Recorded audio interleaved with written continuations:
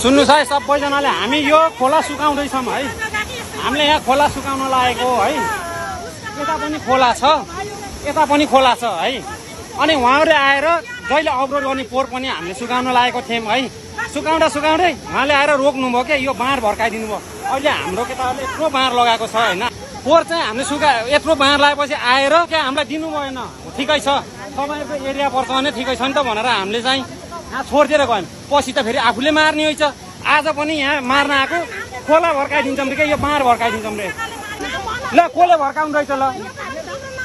ल म ओख्रेनी हो के, ओख्रेनी ठुलो पाटे कान्छोको छोरा हो। ल ठुलो पाटे कान्छोको छोरा कान्छो हो म।